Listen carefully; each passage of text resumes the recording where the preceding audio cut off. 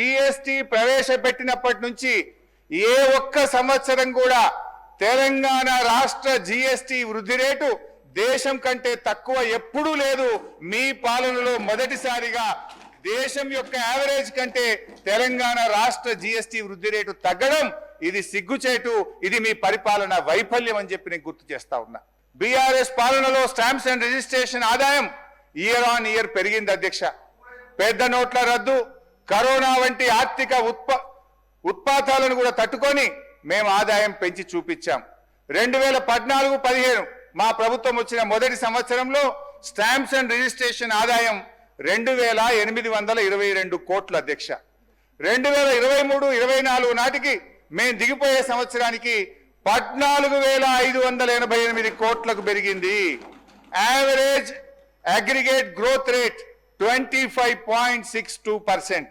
ఇది కేసీఆర్ గారి పరిపాలనపై సృష్టించిన పాజిటివ్ వైబ్రేషన్ వల్ల ఇది సాధ్యమైంది అధ్యక్ష. గత 11 నెలల్లో ఈ రాష్ట్రానికి వచ్చిన స్టాంప్స్ అండ్ రిజిస్ట్రేషన్ ఆదాయం 12,867 కోట్లు మాత్రమే. పోయిన సంవత్సరం బీఆర్ఎస్ పాలనలో వచ్చిన దానికంటే కూడా స్టాంప్స్ అండ్ రిజిస్ట్రేషన్ లో తక్కువ ఆదాయం వస్తుంది. నెగటివ్ గ్రోత్ రేట్ నమోదైంది.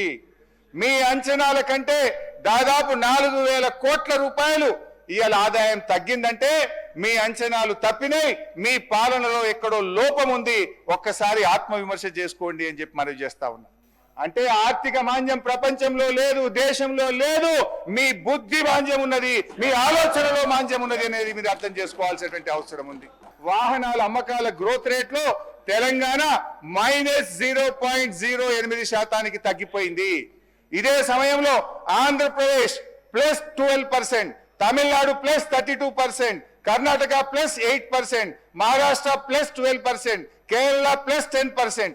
అన్ని రాష్ట్రాలేమో పెరుగుతుంటాయి, తెలంగాణలో మాత్రం వాహనాల అమ్మకం తగ్గిందంటే ఇది దేశం మొత్తం ఆర్థిక మాంద్యం లేదు, తెలంగాణలో పరిపాలన వైఫల్యం వల్ల తగ్గుతుంది.